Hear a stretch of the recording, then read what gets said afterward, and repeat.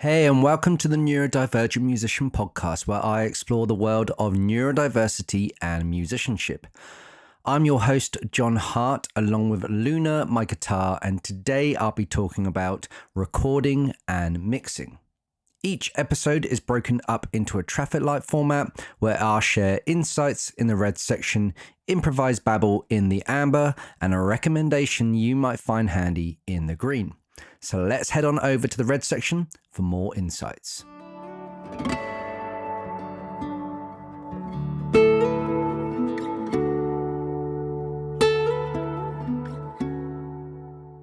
So today we'll be talking about the intricacies of recording and mixing in the world of music, where we can venture deep into these crucial aspects tailor-made to suit the unique needs of neurodivergent musicians. Okay, so I'm going to go through 10 different points that you might want to think about when you're going into your studio, whether it's the home studio or whether it is into someone else's studio. Okay, so number one is choosing the right space. Selecting an optimal recording environment is akin to choosing the canvas for a masterpiece. Consider the impact of acoustics and lighting. For those sensitive to sensory inputs, cozy corners with warm, dimmable lighting can create a welcoming and calming recording space. Number two is set a routine. Routine is often a stabilizing force for neurodivergent individuals. Establishing a recording schedule that aligns with your circadian rhythms and energy levels can significantly enhance productivity. This regularity can offer comfort and predictability, reducing anxiety. Number three is equipment selection. When investing in recording equipment, it's not just about the quality, it's about sensory comfort too. Consider the tactile feedback of your instruments or the feel of your headphones. Explore options that provide both exceptional sound quality and sensory ease. Number four is preparation is key. Before you hit the record button, ensure your instruments are meticulously tuned and ready to perform at their best. A well-organized workspace not only streamlines your workflow, but also minimizes sensory distractions. Number five is take breaks. Recording sessions can be intense, and for neurodivergent individuals, they might require more frequent breaks to recharge cognitive resources. These pauses can aid in maintaining focus and reducing sensory overload. Number six is software choices. Select a digital audio workstation known as a DAW that not only meets your technical needs, but also aligns with your sensory preferences. Many DAWs offer customizable interfaces, allowing you to create a workspace that feels just right. Number seven is visualize your mix. Visual cues can be invaluable. Modern DAWs offer waveform displays, spectrograms, and even 3D visualizations of sound. These features can help neurodivergent musicians interpret and manipulate audio in a way that feels intuitive. So number eight is EQ, equalization. Harness the power of EQ to sculpt your sound. For those sensitive to certain frequencies, precision in EQ can be vital. It allows you to reduce or enhance specific tonal elements, creating a more comfortable and balanced listening experience. Number nine is panning. Panning is like painting a sonic landscape. Neurodivergent musicians might find certain placements of sound more emotionally resonant or soothing. Trust your instincts when positioning elements in the stereo field. And number 10, volume control. Maintaining volume balance is essential. Frequent monitoring and adjustments ensure that no part of your mix becomes overwhelming or fatiguing to listen to, respecting the sensory needs of your audience. So on closing these insights, I want to emphasize the incredible value of your neurodivergence in your musical journey. It's not a limitation, it's a unique perspective that enriches your music. Always remember that you're creating art in a way that suits you best, and that's a beautiful thing, whether it's recording, mixing, or mastering. So that's it for the red section. I'm now going to go over to the amber section for some improvised babble. See you then.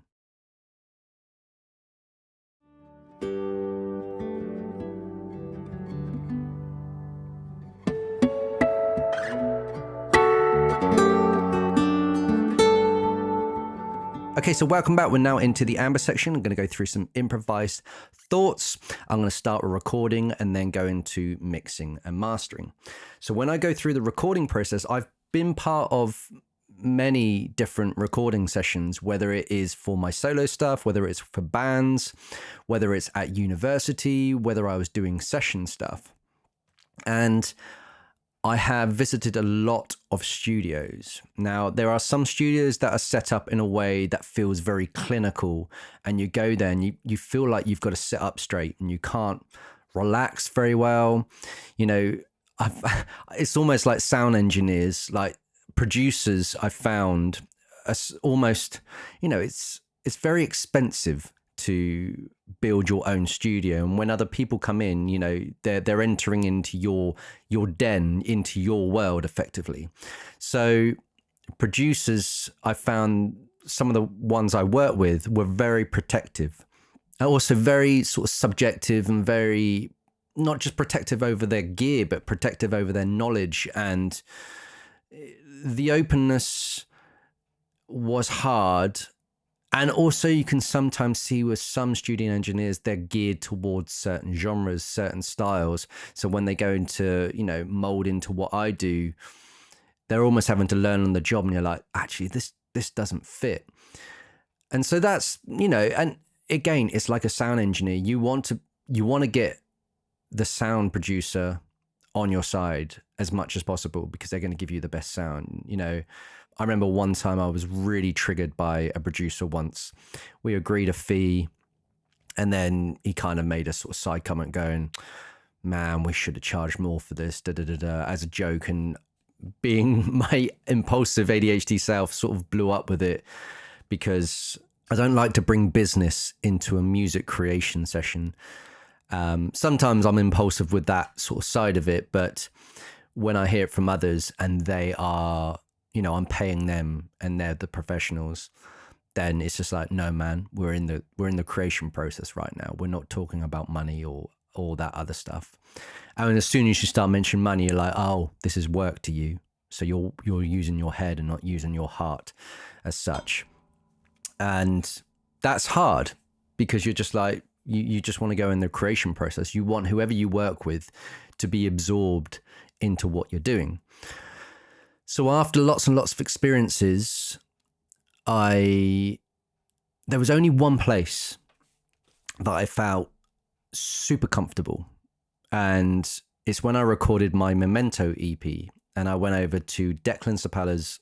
He had a flat, and he used to live in Watford. Now he's moved away. And he used to have a second room where he had a studio, but he used to have this long sofa. And because it was set up in a flat, and you could then go out the room and you can go and get a coffee, he was super relaxed with it. And it was just like basically going over to a mate's. Like when I was younger, I used to go over to mates and, you know, play FIFA on whatever console I was playing or whatever games we were playing back in the day. And it felt like that. We were just, you know, it was professional, but it was friendly and playful, and I was able to get my best self. And if studio engineers, you know, can put you on the back foot, then it's going to take multiple takes. And it also helped that he is a genius as, you know, a guitarist at the same time. So he understood where I was and when I was trying to do my takes. And he was like, right, let's just get one take, and then we can work out all the intricacies, you know, in the ins and outs of some of the tracks. And that's when I did my cover of Money, The Chain, Bittersweet Symphony, and 7 Days by Sting, all those 4 arrangements, all in one day, you know, and that was brutal. It was 10 hours of guitar recording. But if I'd done that in another studio, it would have been really hard. He worked tirelessly around me to get the right sound. He was putting pillows here. He was getting the mic set up and things as well. And, you know, you could tell his heart was involved because he liked the arrangements as well. And that was really important to me. And with the amount of sessions I've been at, that felt like it was my favorite, without a doubt. But over the years, you know, I've now, over COVID, I used to be in the 3rd bedroom that we've got in our house. And now my son's in there. So we got a garden office and we invested in it. And, I've been able to build the studio in here. It's not perfect. You can still hear things outside. There's like angle grinders that go off, the little yappy dogs or planes that go over. And I've got to be patient, and I've got to kind of go, right, I've got to stop recording when these things happen. But I think, developing my setup at home took time, and I also had to invest in it. But the greatest thing is, I know when we all buy gear, we don't get a return on investment financially. I mean, you can sell these things on, but the reward we get and the return on investment is our labor of love. We get to create the music we want. We get to record it the way we want. And then we educate ourselves to maybe mix the way we want and master the way we want. And this has been something that over time I've been developing.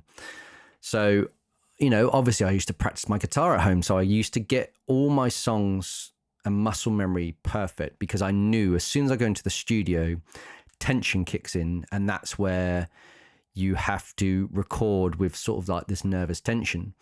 So I was like, right, I need to emulate those situations. So I need to put a phone in front of me and record my practice sessions.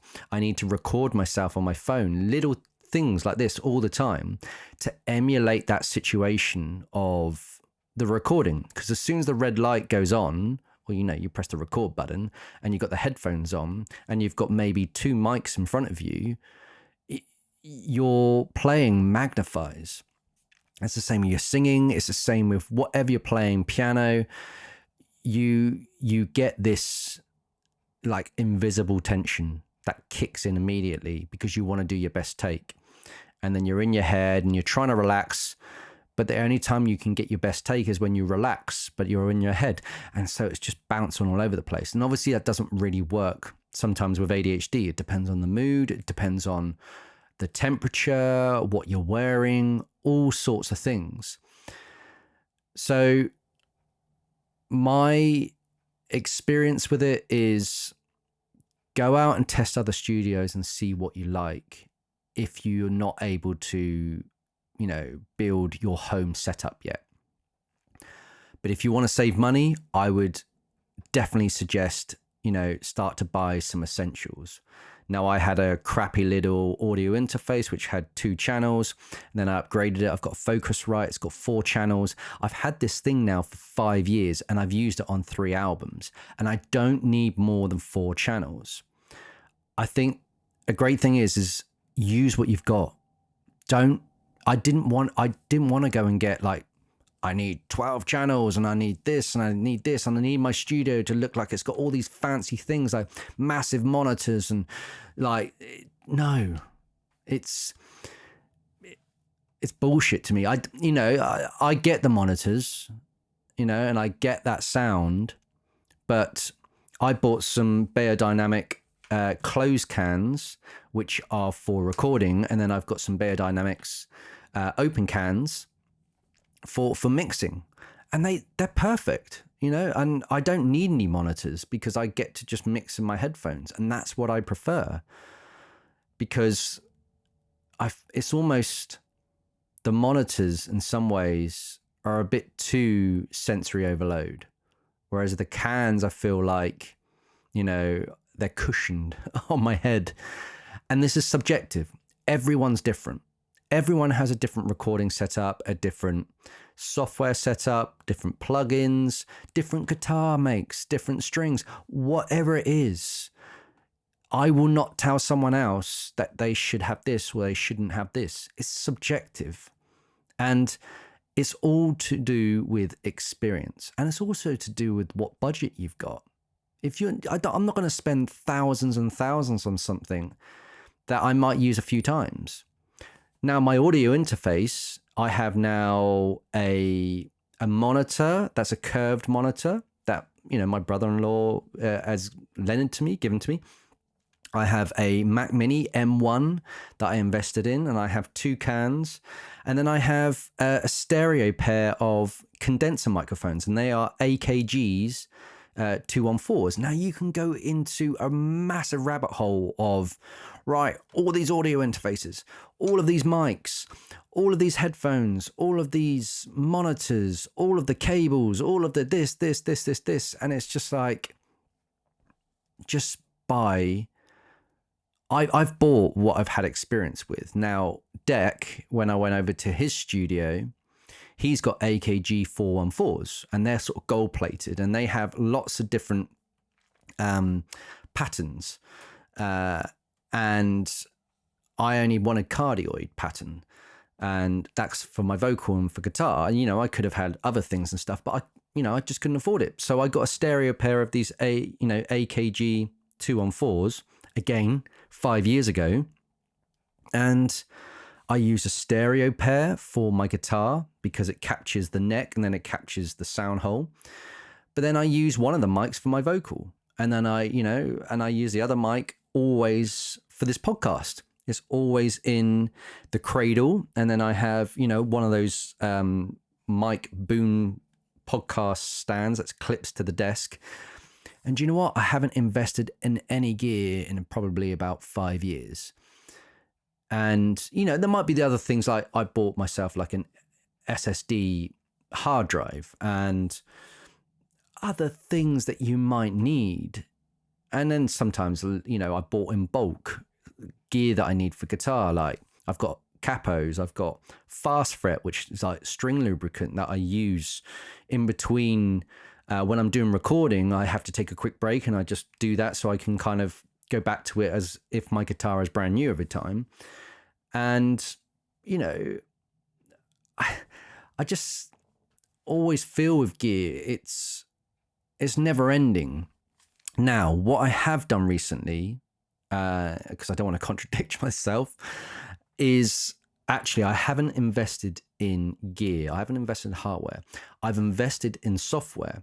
And what I've been doing with software recently is, now I use a DAW and I use Reaper, and Reaper's free. I used to use Logic. I used to use others, but it's like Final Cut Pro, which is video editing.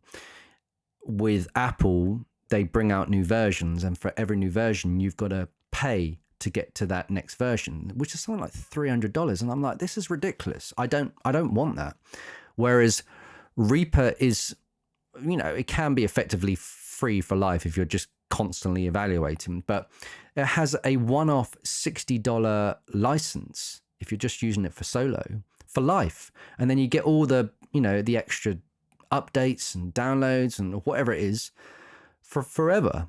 And the reason why I went to Reaper is because Deck, we recorded Memento, but then I started exploring recording at home and getting all the recording set up. And then I'd record all the parts, I'd then edit, I'd do all that, and then I'd send them over to him, and then he'd mix and master it for me.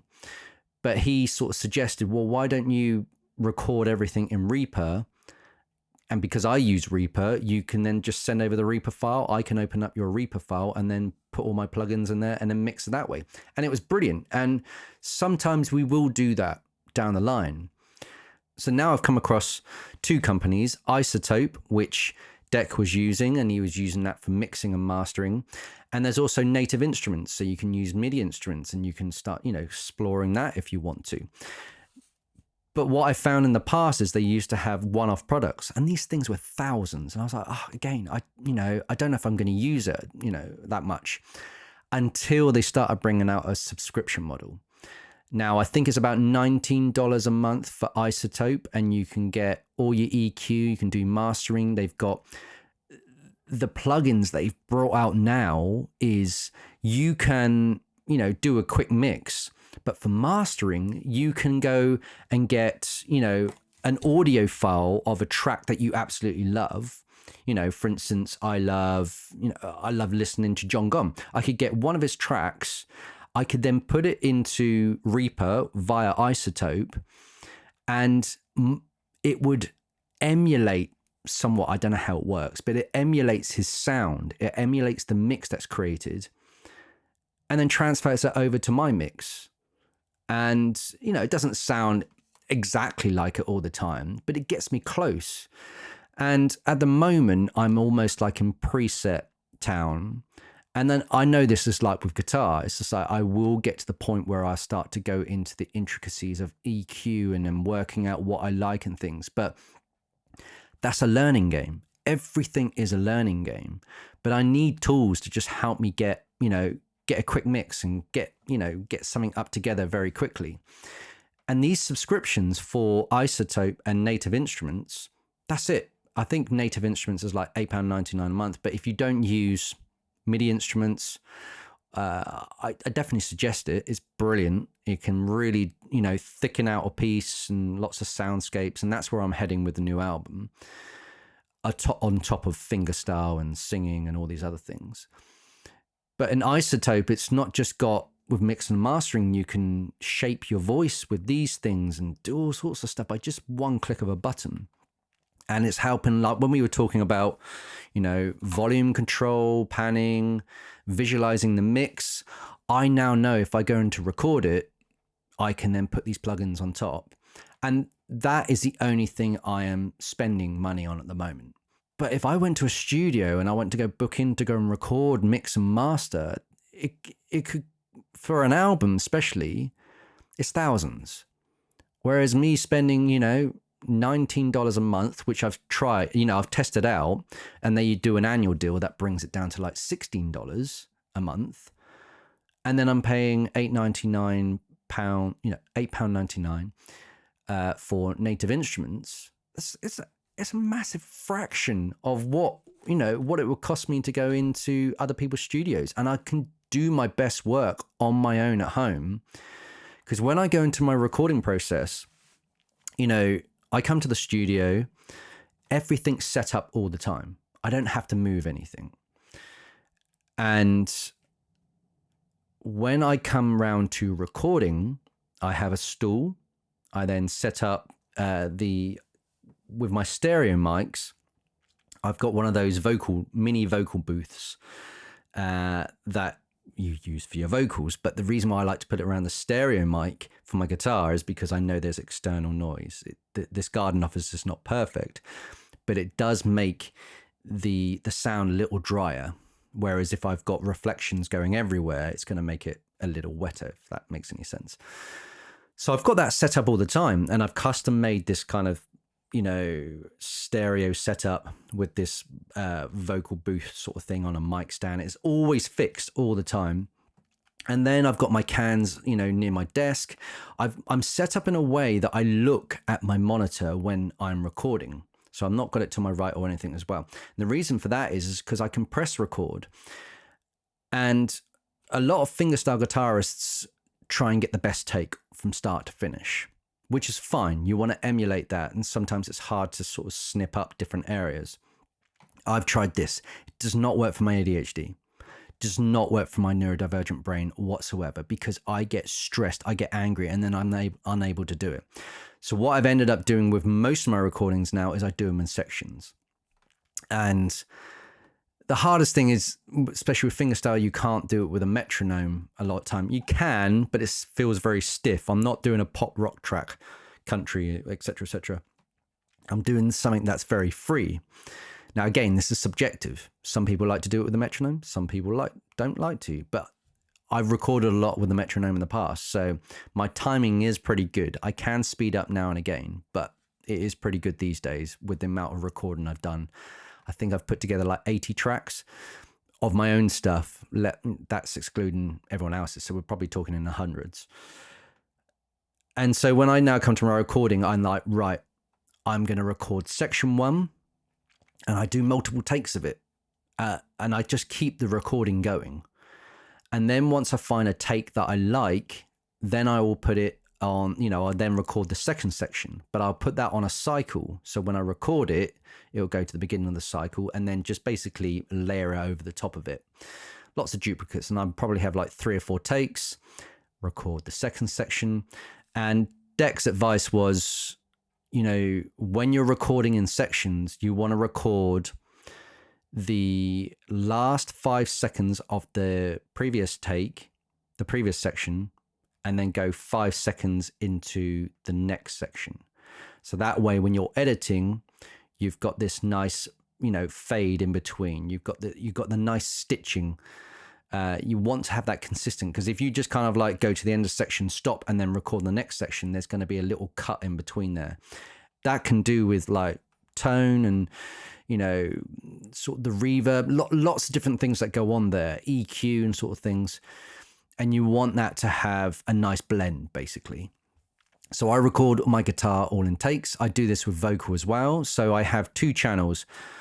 It depends on what I'm recording. When I'm recording guitar for, just standard, I will have a mic, and then I will have my DI, so the pickup in my guitar. When I'm recording fingerstyle guitar, though, I will have stereo mics, so 2 mics, and then I put my pickup in at the same time. So that's 3 channels. And then vocal is just 1 microphone, but again, I'll do 2 channels. So I'll have, so I have 1 section on 1 channel, and then the next section on the next one. And then when it comes around to the editing section, I'll then, connect them all together, etc., build in the fades. And then I choose my takes, go through it. And that's where I start now with most of my recording. But trying to kind of, be comfortable at home. I know when I'm starting to get riled up, I'm not getting the take. So I'm like, nope. Do you know what? You're taking a break. Also, my fingers are sore, especially with fingerstyle when you're doing it over and over. My throat is sore. I'm not having enough water. And these things you learn over time. It's not something you learn straight away. And this is experience. Funny enough, when you're doing fingerstyle guitar, it can take me hours. But because I've done so many vocal recordings, it can take me, depending on the track, 30 minutes. And that's because I haven't got a sound engineer kind of in my ear going, oh, try this again, do this again, da, da, da, da. I'm doing it subjectively of what I like and what I feel sounds right. And I think that comes around to when we were talking like the previous episode about composition and songwriting. It's subjective. Write for yourself first. And if other people connect with it, great. But you're at least coming from your heart and not your head where you're thinking about what other people are going to think about it. I write songs based on my memories and based on what I like. I record based on what I like. I mix based on what I like, and I master based on what I like. That's why there's multiple studio engineers, there's multiple producers out there who do different things. And I think if you can make it a process from a seed idea into songwriting all the way to the end of mastering, and it's your own subjective process, that's a wonderful thing, because it's all in-house and you're connecting your heart the whole time. And then it goes the same with if you're going to release it online, what platform do you use to do it? Subjective, and then the way you perform it is subjective. The way you have sound on stage, it's your own thing. You're not telling, you haven't got other people telling you how you should sound. And I think that's where we all need a learning process where, yes, outsourcing can be really handy at points. Like I said, through Access to Work, now I've got a team member who works for me 10 hours a week. And she's amazing at, her strengths and my weaknesses and vice versa. And, getting more gigs or getting more funding or whatever it is. But when it comes through to this creative process, creation is not just songwriting and composition. Creation is recording, mixing, mastering, releasing, filming, editing, performing, touring. It's all part of the same process. And it's a massive learning game. But I feel, if we can all enter that and just try and improve 1% every day, or every recording that you do, you just add on something extra. You try something different. You try and listen to it, because the more recordings you do and the more mixing and mastering, etc., the more you'll go back to those previous ones. And then maybe, add those settings onto there. You might find new presets. You might find new ways of doing EQ and, mastering and all that sort of stuff. But I think now it's almost like, there's a lot of musicians who are running their own businesses online. We create our own websites. I love creating my website. I love tweaking it because I can do it when I want to, and it's subjective to me how it looks. It's the same with my profile, social media, all other profiles, whatever it is, it feels like it fits with my identity. Like I was talking about spices, it feels like, my sound is spread everywhere. My purpose is everywhere, my identity. And that's when consistency, excitement, and success starts to channel. So sort of bringing it around, go with your gut or whatever you feel with it. But what I would suggest is bounce it off of people. Maybe sort of get a support group of people for your songwriting and composition. You can get a little support network for people who enjoy mixing and mastering. I've got a few mates that as soon as I do this mix, I'm going to pass on to. And I'm actually thinking about having, production sessions with Deck instead of recording and mixing with him, so he can analyze and evaluate what he thinks about my mixes, and then gives me some little pointers, maybe some homework, and then I'll make the little tweaks. I've got, my album comes out in 2024, and I'm going to bring out a single every, 2 months or something like that. And then that's going to give me time. I want to record, mix and master this whole album myself, because it's going to set me up for the future. It's going to set me up for helping my students. It's going to set me up for helping other people. It's another string to the bow, but this is not overnight. But the most important thing as well is I'm using what I have. There is a page on my website. If you go to jonhartmusic.com/gear, you can see all the gear that I've got. I haven't updated with some things. I think most of it is up to date. I haven't got like the software like iZotope and Native Instruments because they're brand new. But most of the other stuff is up there. And just go and have a little check out and get in contact. Like I said, the Facebook group has the neurodivergent musicians. You can come and, check out things there. But so that is it for my improvised babble. Obviously, I didn't go into the intricacies of EQ and other things as well, because I'm using, software such as iZotope and Native Instruments with presets and all sorts of things at the moment. But I do put a little bit of EQ on my guitar and vocal to take some of the low rumble out and maybe some of the high end. But I don't do a lot of it because they talk about don't polish a turd. So if you're recording shit, you can't really go and make shit sound good.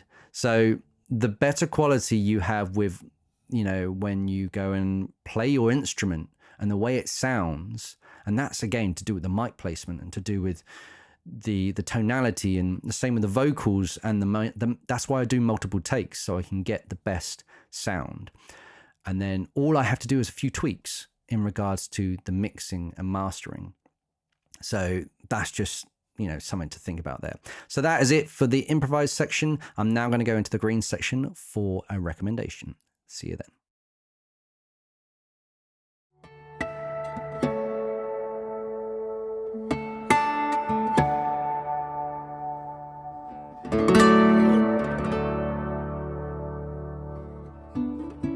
Okay, so we're now into the green section. I'm just going to go through a quick recommendation. And I've given some recommendations through this.